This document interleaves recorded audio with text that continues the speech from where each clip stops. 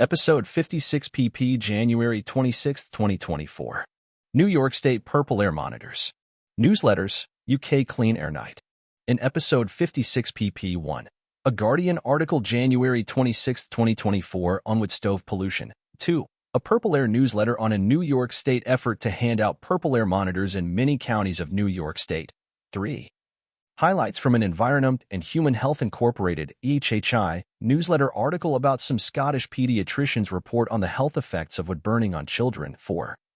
Highlights from the New York Times Climate Forward newsletter with excerpts from 2 articles about climate change. The first titled, "We Are All Climate Economists Now." 5. And an article on delay of C2C natural gas drilling by the Biden administration, with possible climate benefits, according to activists. And 6. Richard Branson writing in a newsletter on ensuring that technology and innovation makes us happier. These excerpts are followed by 7. A Humboldt County, California opinion letter to the editor stating that attention to wood burning pollution's adverse effect on health and wellness is missing. 8. Headlines from the United Kingdom and its Clean Air Night on January 24, 2024. And 9. Headlines from outside the United Kingdom. https://www.thegUardian.com/environment/2024/jan/26/domestic-wood-burners-having-areas 1. Guardian article January 26, 2024. Domestic wood burners having a deadly impact in outside areas. Deaths due to wood burning stoves are comparable to those of Black Summer bushfires, says Australian study January 26, 2024. Excerpts edited by Rozep for brevity and clarity in relationship to Residents Against Wood Smoke Emission Particulates, a 501c3 nonprofit organization. Scientists are starting to count the health cost of heating our homes with wood. One study, in Canberra in Australia, has found that deaths from everyday exposure to smoke from wood burners is comparable with those during the unprecedented Black Summer bushfires of 2019/2020. A professor who is also a director of the Healthy Environments and Lives (HEAL) National Research Network described winter in the city of Canberra. "When I take my 2 boys to play basketball outdoors in winter, or when we walk the dog before dinner, there is always a smell of wood smoke in the air." Separate research has estimated that 284 Londoners are dying early each year due to outdoor air pollution from solid fuel heating. In Greece, many people switched from oil to wood heating during the country's financial crisis in winter 2012 to 2013. A study in Thessaloniki found about 200 extra deaths due to the resulting increases in air pollution. Measurements in homes, including those in the UK, show that stoves and fireplaces increase particle pollution indoors. This adds to pollution from other sources, including cooking and tobacco smoking, but it is less studied compared with outdoor exposure. A recent study of 50,000 women in the U.S. showed a 43% greater chance of lung cancer for those people who used wood heating compared with those who did not. Increased cognitive impairment, a common symptom of dementia, has also been found in people who use solid fuel heating in several countries, including China and Ireland. 2 researchers from the University of Lisbon have been estimating how much heating a home with a wood stove or fireplace shortens the lives of the occupants. Dr. Nuno Martins explained what prompted their research. The idea came from hearing a podcast that had Guardian columnist George Monbiot as a guest. "We found that there wasn't much data on how much particle pollution was released by wood-burning equipment into homes. The main message is to replace wood-burning equipment completely." 2. PurpleAir newsletter. January 25, 2024.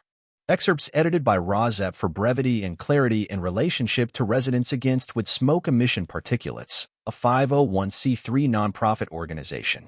From the article, this is what Cornell Cooperative Extension aimed to do when it expanded New York's air quality network with PurpleAir Flex. It distributed 1 air quality monitor to each of the 28 counties that don't have an air quality monitoring system for particle pollution.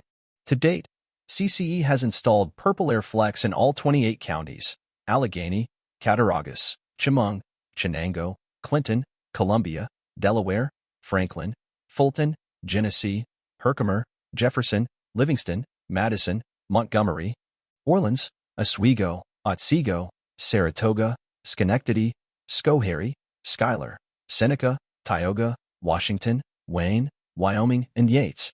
They have also connected the air quality monitors to the AirNow Fire and Smoke Map.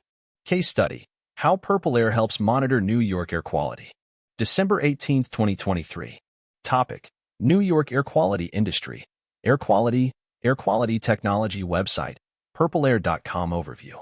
While you can't control the air, you can gather data on your air quality. That way, you can take informed measures to minimize your exposure to air pollution. This is what Cornell Cooperative Extension aimed to do when it expanded New York's air quality network with PurpleAir Flex. It distributed one air quality monitor to each of the 28 counties that don't have an air quality monitoring system for particle pollution. In this air quality case study, we dive into the history of air quality in New York and its present air quality achievements. We're also covering Cornell's PurpleAir project to empower New Yorkers to take data-driven action on their air quality. The hazy history of air quality in New York. While New York is now known as the Big Apple, it was once the most polluted city in the United States. In the 1950s, New York air quality was so toxic that it was often compared to the Great London Smog, which caused thousands of deaths. It also led the state government to establish the country's first air pollution control laws and the creation of the Air Pollution Control Board. However, New York City again experienced hazardous levels of air pollution in 1962 to 1963 and 1966. The air pollution in 1966 was notably the worst, gaining the nickname killer smog. Residents alive during this period remember that they had to wash the pollution from their bodies just after a few minutes of staying outside. They also recall how a dusty haze enveloped the city and limited visibility. The U.S. Department of Health estimated that the 1966 killer smog increased the death rate by 24 deaths per day. Additionally, the New York Times linked 168 deaths to the event. Prompted by these events, the U.S. government passed the Air Quality Act in 1967 and the Clean Air Act in 1970. On the state level, New York State set air quality standards in 1964, setting limits on the air pollutants, particle pollution. It also installed an air quality monitoring station at the Harlem Courthouse in 1966. What caused the air pollution in New York? After World War II, New York and the rest of America experienced a population and economic boom. In the 1940s, the state of New York only had 13,479,142 residents. By the 1960s, this number soared to 16,782,304, a 24% increase. This meant that there was a greater demand for resources, like electricity, that was mainly from coal-burning power plants. Additionally, automobiles were skyrocketing at that time, as car sales quadrupled between the 1940s and 1950s. By 1965, there were 11.1 million new cars, trucks, and buses in the country. However, there were no air quality regulations in place. As such, these vehicles emitted hydrocarbons, nitrogen oxides, carbon monoxides, and other toxic gases, depending on the make, model, and fuel.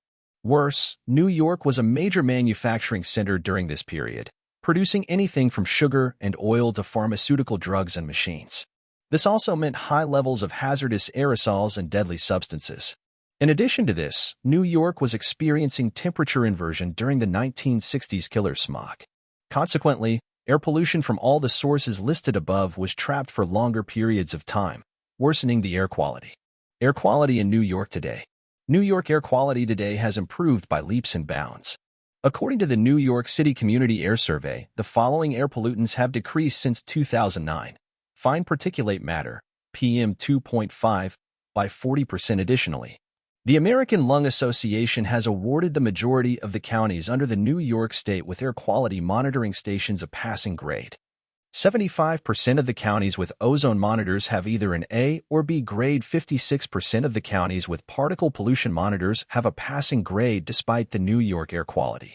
Progress today. Much still needs to be done. The American Lung Association notes that out of the 62 counties in the state of New York, only 14 are tracking particle pollution.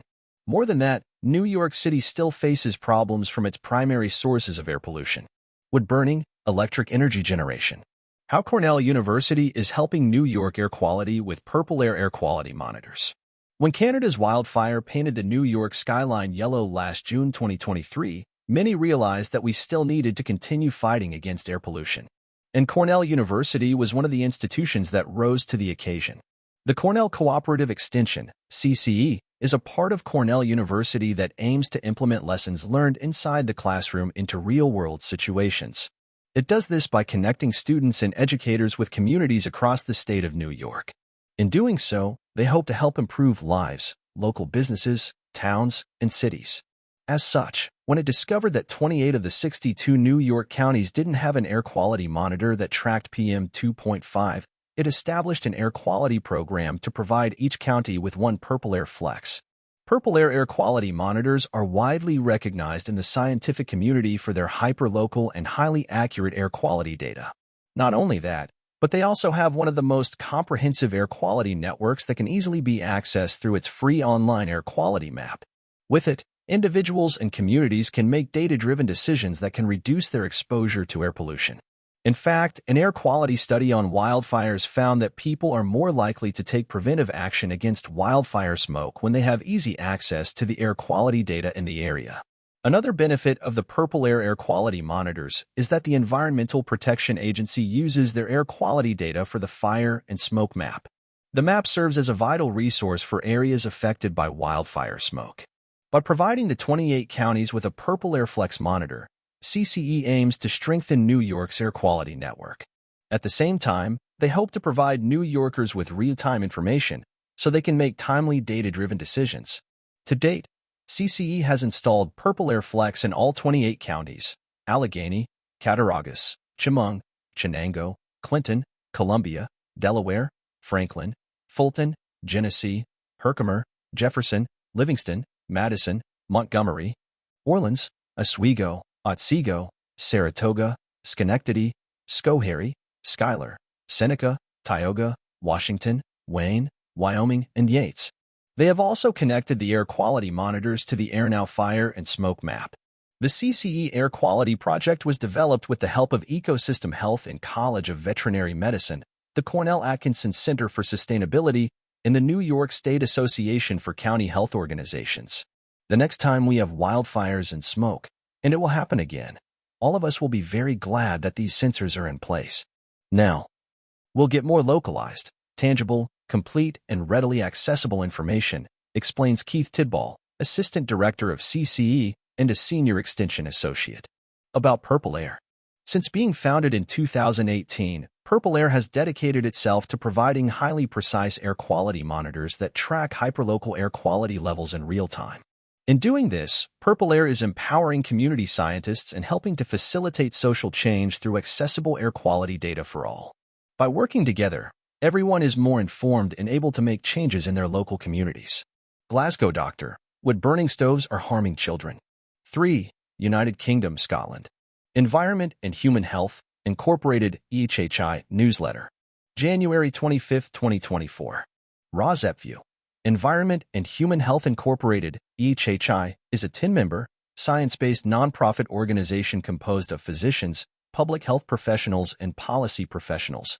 https://www.heraldscotland.com/news/24070129. Glasgow Fashion Wood burners harming children /The Herald.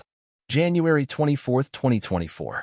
The middle-class fashion for installing wood-burning stoves as an alternative home heating source is creating harmful air pollution that damages children's health, a doctor has warned. Excerpts edited by ROSEP for brevity and clarity in relationship to Residents Against Wood Smoke Emission Particulates, a 501c3 nonprofit organization. Research increasingly shows lighting fires in the homes is the largest source of harmful small particulate matter air pollution in the UK, which is particularly harmful to children. A Glasgow-based consultant pediatrician said the increasing number of wood burners in affluent areas is causing families to unwittingly contribute to air pollution. Research increasingly shows lighting fires in the homes is the largest source of harmful small particulate matter air pollution in the UK, which is particularly harmful to children. Wood-burning stoves are the focus of this year's campaigning Clean Air Night, which is supported by the Royal College of Pediatrics and Child Health, RCPCH. Research carried out for the Department for Environment, Food and Rural Affairs showed wood burners are increasingly a middle-class purchase, almost half bought by people in the upper AB social grades. Clean Air Night, on Wednesday, is organized by the environmental charity Global Action Plan, with support from English local authorities but is a UK-wide endeavor. The charity, as well as the health issues around wood burning, is also sharing the message that the burners are an expensive way to heat a home, more so than gas boilers or heat pumps. New York Times Climate Forward newsletter January 25, 2024 highlighting 2 New York Times articles. For Texas, San Antonio. We're all climate economists now. https://www.newyorktimes.com/2024/01/23/business/economics.html campaign _ID=54 EMC equals with climate change affecting everything from household finances to electric grids. The profession is increasingly focused on how society can mitigate carbon emissions and cope with their impact. The New York Times article author attended 3 days of back-to-back paper presentations to absorb the latest economics research. January 23, 2024. Excerpts edited by Rozep for brevity and clarity in relationship to residents against with smoke emission particulates, a 501c3 nonprofit organization. A major economics conference this month included a paper on wildfire smoke. In early January in San Antonio, dozens of PhD economists heard brand new research on how climate change is affecting everything. Nearly every block of time at the Allied Social Science Association's conference, a gathering of dozens of economics-adjacent academic organizations recognized by the American Economic Association, had multiple climate-related presentations. The proliferation of climate-related papers was a welcome development for an associate professor of real estate finance and sustainability at York University in Toronto. There were papers on how wildfire smoke strains household finances. Others analyzed the impact of higher temperatures on factory productivity.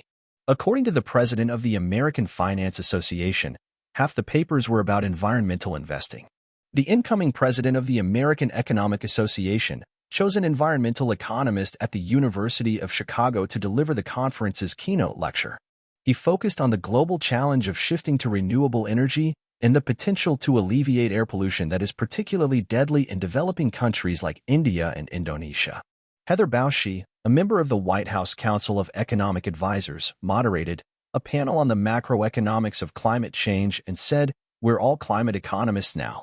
Research going back decades has forecast the toll that warming will take on gross domestic product and extrapolated from that a calculation for how much a ton of carbon emissions should be taxed.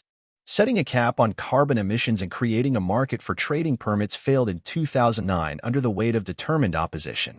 In recent years, a different approach has emerged, granting incentives for clean energy production, which pays more attention to political realities and the equitable distribution of costs and benefits.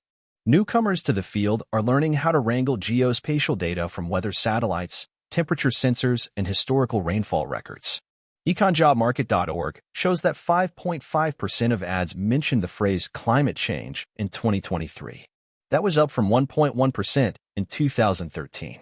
The U.S. government has been embedding climate priorities in government agencies since President Biden took office in 2021. Climate impacts are now part of the cost-benefit analysis of new regulations, factored into economic growth projections and reflected in budget forecasts. The Inflation Reduction Act didn't set a price on carbon, which economists had advocated for decades. But a research scholar at Columbia University's Center on Global Energy Policy thinks its tools need to cushion the impact for communities that depend on fossil fuel production. 5. Louisiana. Cameron. A huge win for activists puts climate on the 2024 agenda. Excerpts edited by Rozep for brevity and clarity in relationship to residents against with smoke emission particulates, a 501c3 nonprofit organization. This is just what the climate activists wanted. The White House is delaying a decision about approving a new natural gas megaproject in order to more fully consider its impact on the climate. The contentious Calcasieu Pass 2 project, known as CP2, would allow the United States, already the world's biggest natural gas exporter, to ship much more liquefied natural gas overseas. Climate activists have rallied for months to block the project on the Louisiana coast, arguing that it would lock in dependence on fossil fuels beyond what the climate can bear. In delaying the approval process for CP2, the White House is directing the Energy Department to consider all greenhouse gas emissions associated with the project, not just its construction. That could include emissions associated with drilling for and transporting the fuel. A change would also affect other pending natural gas terminals. But if Trump is elected, his administration seems certain to approve CP2. Biden is only delaying consideration of CP2 rather than rejecting it outright. And it's possible the administration could approve the project after the election. But Republicans are already gearing up to make the president's energy policies a campaign issue. This move would amount to a functional ban on new LNG export permits, Senator Michigan McConnell of Kentucky, the Republican leader, said on the Senate floor yesterday. The United States is already producing and exporting so much natural gas. Capacity is set to nearly double over the next 4 years, even without CP2. 6. Richard Branson's newsletter. January 25, 2024. Richard Branson newsletter. January 25, 2024. Ask Richard, how can we ensure technology and innovation makes us happier? Excerpts edited by Rozep for brevity and clarity in relationship to Residents Against with Smoke Emission Particulates, a 501c3 nonprofit organization. In 2024, I thought this question, prompted by Muhammad Yunus Vora, would be nice to address in my first newsletter of the year. As Muhammad eloquently put it, technology and innovation has been created by man to make things faster, better, cheaper, or within reach. Whilst all the outcomes are being realized, it feels that we are not necessarily happier, more free, content, or improving ourselves. It sometimes feels like technology is having an adverse impact on our lives. Richard Branson's response: the focus of technology and innovation should always be about bettering society, bringing people together, and making our lives more seamless. I think the key is to set boundaries. Set limits on how much time you spend on social media, take regular breaks from technology, and get outdoors as much as you can. Embrace technology that frees up your time, instead of wasting it. Find technology that makes you feel more connected to people, instead of more alone. From a business or entrepreneurial perspective, it's important to use technology effectively. Ask yourself, will this make my life easier, and will it elevate the customer experience? It drive the business forward? Well, it took me 20 minutes to figure out how to turn the lights off. At breakfast the next day, I was relieved to realize my team members had the same experience, so I didn't feel quite so old. At a 100% Human at Work gathering in Sydney, the director of the Center for the New Workforce, whose work focuses on hybrid work and generative AI, spoke. So it was fascinating to read his thoughts on how we can adopt AI in the workplace and use it to realize our human potential. We mustn't forget to slow down, to question things, and to reflect on what we want to achieve and what makes us happy. Let's focus on the technology and the AI that drives scientific discoveries, advances well-being, and brings us closer together. Not a bad New Year's resolution to take on board. 7. California, Humboldt County. Missing mailbox, North Coast Journal wood burning. There's information about the MJ study on the website of Doctors and Scientists Against with Smoke Pollution. Excerpts edited by Rozep for brevity and clarity in relationship to Residents Against with Smoke Emission Particulates, a 501c3 nonprofit organization. Editor, a health-related topic that's important to Humboldt County was missing from the January 18th Health and Wellness issue. The U.S. Census has recognized Humboldt as being among the top counties in the country for use of wood heating. This is, without a doubt, creating a serious public health problem here, but it goes unrecognized. A large and growing body of research makes it clear that this widespread reliance on wood stoves contributes to our concerning health statistics. The fine particles and toxins emitted by wood stoves have been linked to a wide variety of serious health outcomes. Awareness here, not just in Humboldt, but nationwide, is still low, but it's growing elsewhere. For example, the cover of the January 15th issue of the Medical Journal of Australia states, "Wood heaters and health, cozy but pernicious." This accompanies a peer-reviewed study inside that recommends a phase-out of wood stoves in Australia based on their link to premature deaths. It's a difficult topic to talk about here. But when we discuss our county's public health challenges, we need to include wood burning. There's information about the MJ study on the website of Doctors and Scientists Against with Smoke Pollution, dsawsb.org/resources/blog. 8. Headlines from the United Kingdom. United Kingdom, Air Quality News. Clean Air Night 2024, the enlightening shining a light on the truth about wood-burning air quality news. Hours before the first Clean Air Night officially began, Global Action Plan released this video, highlighting the dangers of and misconceptions. United Kingdom, BBC. UK Clean Air Night campaign shines light on wood burning. BBC experts are highlighting the harms of burning wood, but a stove manufacturer disputes the claims. United Kingdom, Blackburn. Clean Air campaign highlights wood burning pollution problems. Yahoo News UK Blackburn with Darwin Council is backing a campaign to raise awareness of the impact wood burners have on air pollution. United Kingdom, Brixton. Lambeth Air Pollution Campaign Group Mums for Lungs raises concerns about domestic Brixton bus. The nature of these complaints was not recorded, council officials being unable to say whether they related to smoke from wood-burning stoves. The smell of wood burning in our neighborhood has become a daily occurrence and at times enters my children's bedroom despite keeping the windows. United Kingdom, Cornwall. Handyman hints, it might be time to go for gas. Cornwall standard freeholder wood-burning stoves are at least 50% more efficient than fireplaces because they're airtight. An airtight stove enables the smoke and heat. Standard freeholder column explaining the advantages of a gas-fueled fireplace over a wood-burning one. United Kingdom, The Guardian. Questions over £22 billion in UK PurpleAir cash handed to wood-burning firms. The Guardian mini green campaigners, scientists and MPs are fiercely opposed to burning wood pellets that they claim damages natural ecosystems and increases. Energy companies have been handed £22 billion in PurpleAir-backed subsidies to burn wood for electricity despite being unable to prove the industry. United Kingdom, Scotland, Glasgow. Glasgow doctor. Fashion for wood burners harming children. The Herald, the middle-class fashion for installing wood-burning stoves as an alternative home heating source is creating harmful air pollution that damages. Research increasingly shows lighting fires in the homes is the largest source of harmful small particulate matter air pollution in the UK, which is United Kingdom, Hertfordshire. Hertfordshire County Council funds anti-wood burning campaign. Yahoo News Global Action Plan is urging people to avoid using wood burners because of the environmental damage. The uncomfortable truth is that lighting fires in our homes has become the largest source of small particle air pollution in the UK, said Raj Visram. United Kingdom, Hertfordshire. Hertfordshire County Council funds anti-wood burning campaign. BBC News. On top of this, burning wood produces more carbon dioxide than coal or gas. The group said wood burners were also a more expensive form of heating. United Kingdom, Lancashire. People with wood-burning stoves across East Lancashire urged to clear the air. Lanc's live wood burning can be more expensive, is less environmentally friendly than other forms of heating, and can have a negative effect on people's. Wood burning can be more expensive, is less environmentally friendly than other forms of heating, and can have a negative effect on people's. United Kingdom, London. I'm worried about my children's health. Councils failing to clamp down on wood burning complaints. South London Press. Wood burning has now overtaken traffic as one of the biggest sources of one of the most harmful types of air pollution, tiny particles known as PM 2.5. United Kingdom, Oxford. Lockdown air quality boost in Oxford helped 41% reduction in adult asthma. Medical Express PM 2.5 levels.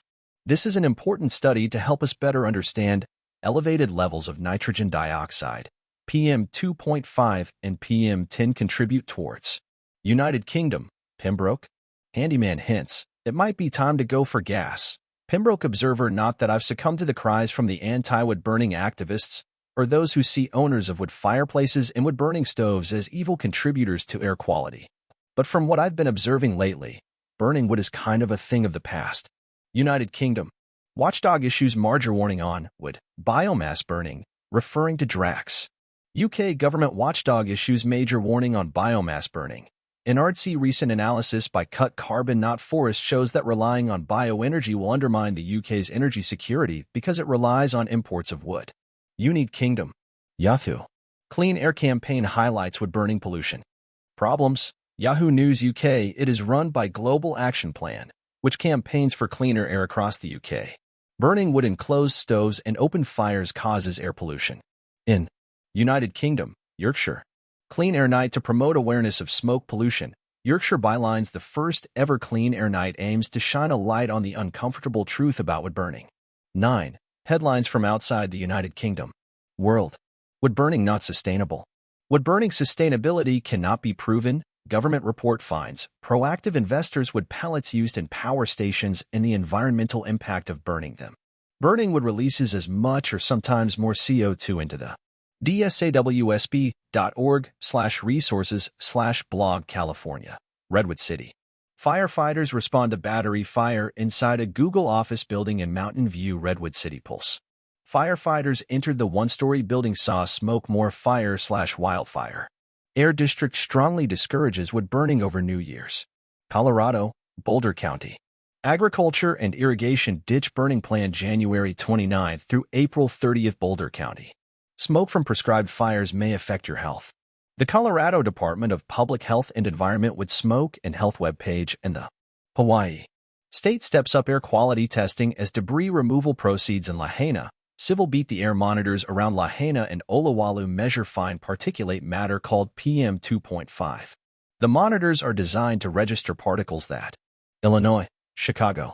Chicago's mayor introduces Clean Buildings Ordinance to phase out fossil fuels and new lexology. Wood-burning stoves for cooking purposes, combustion engines used for transportation purposes, i.e. indoor garages, are permitted.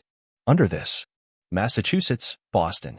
How to fake a fireplace. The Boston Globe: wood-burning one requires serious construction and money, if it's just those comforting vibes that you're after, and not necessarily the genuine.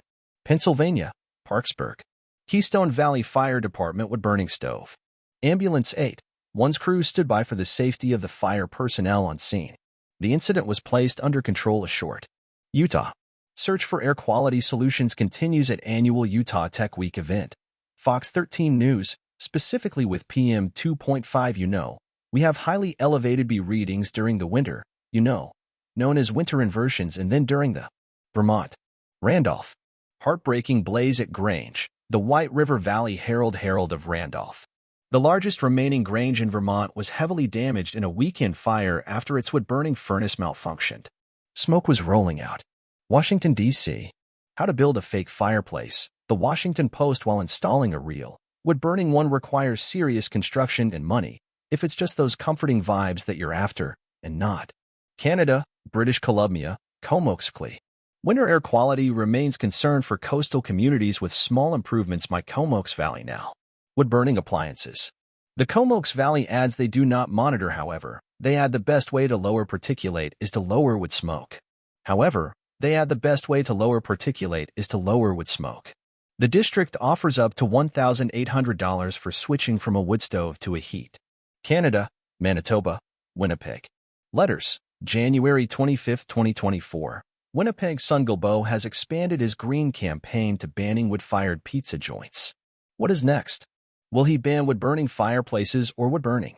Canada, Quebec, Montreal. Poilievre, undermining science by ridiculing pizzeria pollution monitors. Minister, Montreal Gazette. One of the dangerous components of wood smoke is fine particulate matter, PM, which when inhaled causes cardiopulmonary illnesses such as heart. Tory leader ridicules federal effort to monitor pollution from pizzerias. Montreal Gazette. Wood-fired ovens are a big health concern in many dense neighborhoods. By turning the NPR work into ridicule, is Mr. Poilievre mocking the six? Poilievre, undermining science by ridiculing pizzeria pollution monitors. Minister, Montreal Gazette. Wood smoke pollution. Wood smoke. Wood-fired ovens are a big health concern in many dense. Conservative leader ridicules federal effort to monitor pollution from pizzerias. Saltwire particulate matter, PM 2.5, and 0.5 tons per year for coarser, PM 10. Compliance promotion campaigns such as this one are often successful in Australia. Council rejects sauna at Aussie Beach over offensive odor. Yahoo News: smoke could be toxic, council says. Northern Beaches Council said in their assessment that wood smoke contains noxious gases, including carbon. Iran. Prediction of atmospheric PM 2.5 level by machine learning techniques in Isfahan, Iran. Nature. PM 2.5, particulate matter with an aerodynamic diameter of less than 2.5 m, as one of the predominant pollutants in the air, has attracted wide. India, Delhi. Delhi turns into gas chamber, air quality in severe category. The Shillong Times Anand Vihar station was in the severe category at 8 a.m. with PM 2.5 at 411. Delhi turns into gas chamber as air quality plummets to severe levels. Weather.com. The Anand Vihar station was in the severe category at 8 a.m. with PM 2.5 at 411. India. Delhi weather. 42 international, 77 domestic flights delayed amid dense fog today. Times now the Anand Vihar station was in the severe category at 8 a.m. with PM 2.5 at 411. India. How Delhi's rural neighbors can help clean up smog, pollution. The statesman, according to the System of Air Quality and Weather Forecasting and Research SAFAR, the concentration of both PM 2.5 and PM 10 in the environment. PM 2.5 and COVID lockdown. Improved lockdown air quality led to fewer asthma admissions, nursing in practice elevated levels of nitrogen dioxide. Particulate matter 2.5 nitrogen dioxide levels dropped by 26.7%. Levels of PM 2.5 by 33.5%.